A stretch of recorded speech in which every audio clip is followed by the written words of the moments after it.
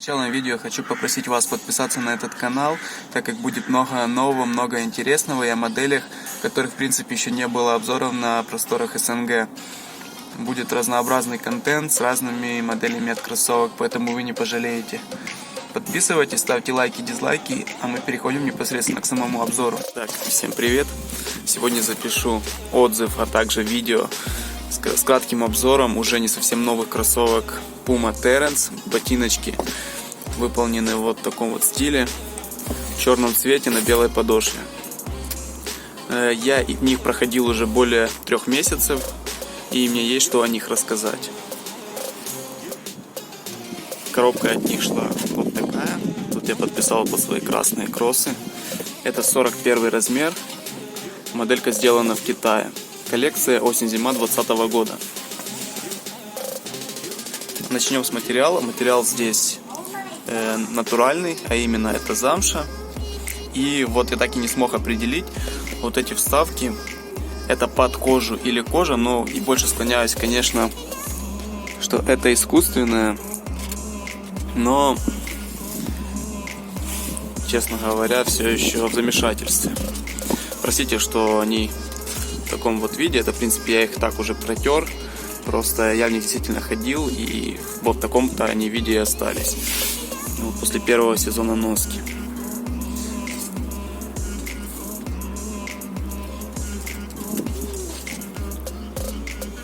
Следы носки видны именно на загибе в этой части. И в пене Эва, такая вот массивная пена, она немного вот, получила такие как бы небольшие заломы. Туда, кстати, бывает забивается грязь, и чтобы протереть, приходится больше прикладывать усилий.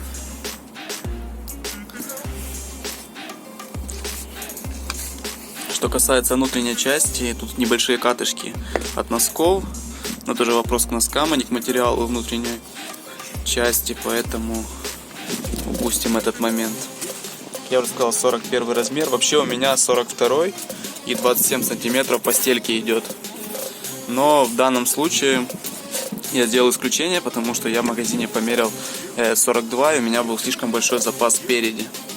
Таким вот образом я захотел померить 42. Мерил я тогда, правда, на тонкий носок, и так как это была еще осень, и в целом они мне подошли.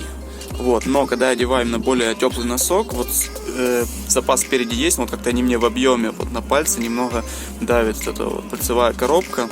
Я не думаю, что это критично, наоборот, даже лучше фиксация. Но так с размером я и не понял. 42 большой, 41 мал. Но, тем не менее, я не жалею, так как при меньшем размере, и они лучше сели по моей ноге, меньше видны заломы. Если был бы больше размер, то есть смещение прошло бы изгиба в другую сторону, и сильнее были бы они видны. По качеству исполнения у меня к ним претензий никаких нет. Все просто отлично, все швы. Все сделано на высочайшем уровне.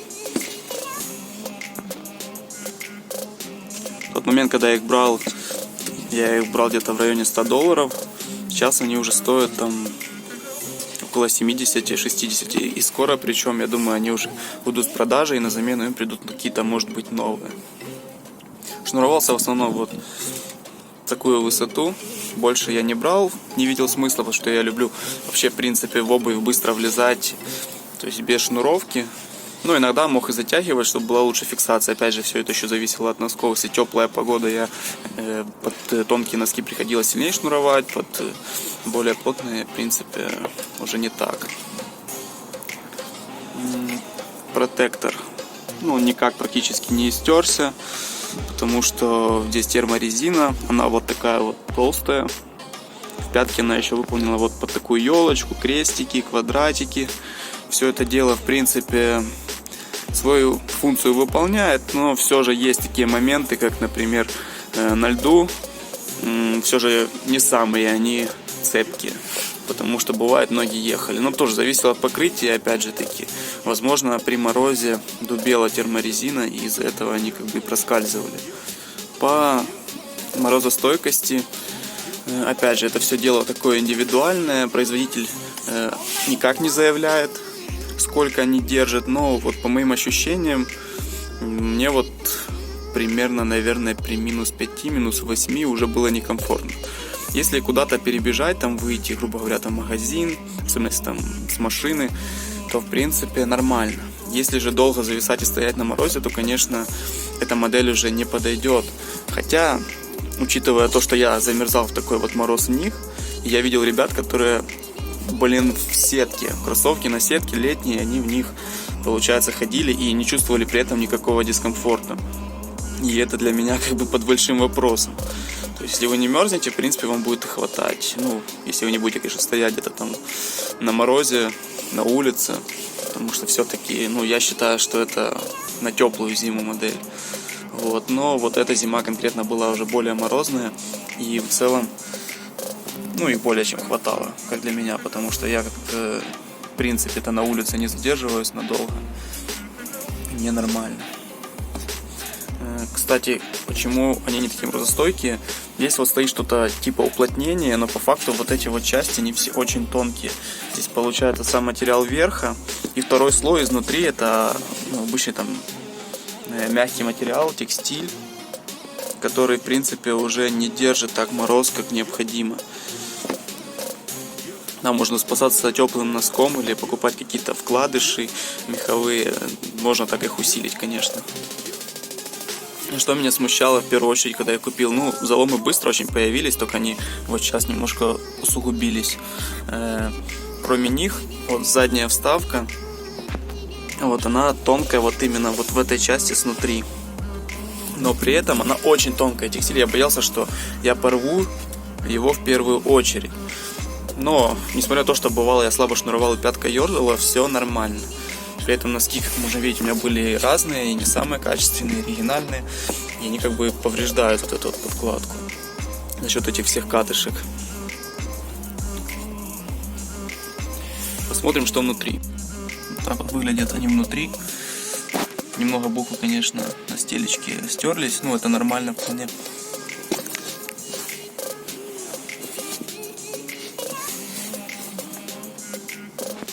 Вот небольшая потертость видна, но не прям порвал. Я думаю, еще на сезон точно хватит. Если пойдет подрыв, еще можно будет не вполне спокойно ходить. Вынимаем стелечку. Вот видно, как пальцы мои находились на этой стельке. Именно вот палец получается почти впритык, но с небольшим запасиком таким. Стелька плотная, софт-фом, такой пористый вспененный материал, который очень мягкий и действительно чувствуется, вот особенно когда есть недостатки в пене, они могут быть твердые, стелька очень часто спасает. Основная стелька, таким вот проклеенным и вшитым текстилем.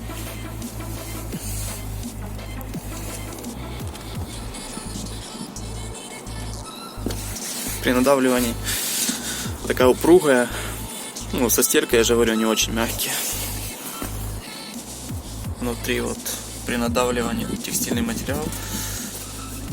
Тоже палец у меня здесь немного повредил, я вам, конечно, не покажу, оно не видно.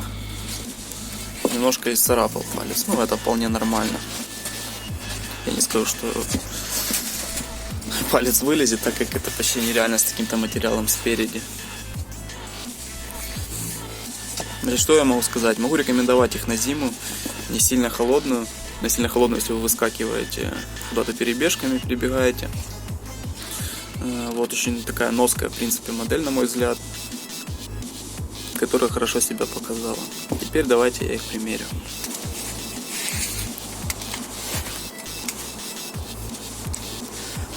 Палец мой вот здесь находится, то есть спереди 0,5 сантиметра еще есть. Натоптал. Я их сверху протер, а подошву уже не буду. Я вообще скоро законсервирую, наверное, до следующего года. Сейчас буду переобуваться в сандры. Вот так вот они выглядят в расшнурованном состоянии. Вот если затянуть. Шнурки очень хорошо скользят, легко можно шнуроваться, довольно быстро. Кто любит, чтобы было помассивнее, можно послабить. Это будут мощные на ноге смотреться.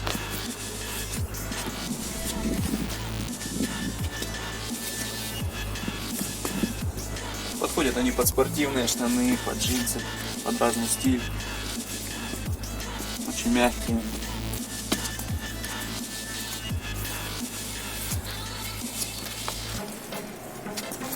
На залом, что происходит.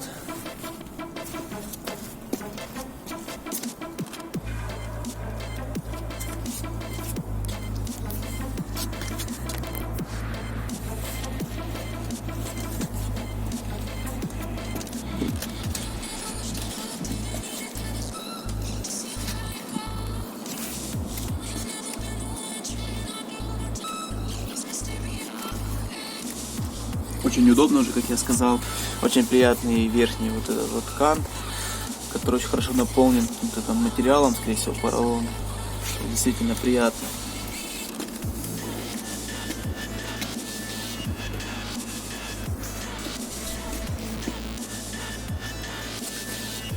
Так они уже будут смотреться под джинсы.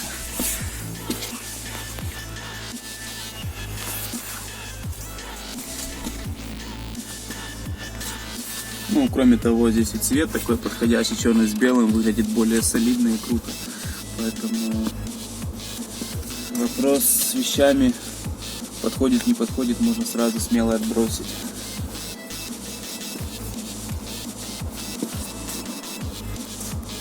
Действительно очень мягкие, кстати, они не скрипят.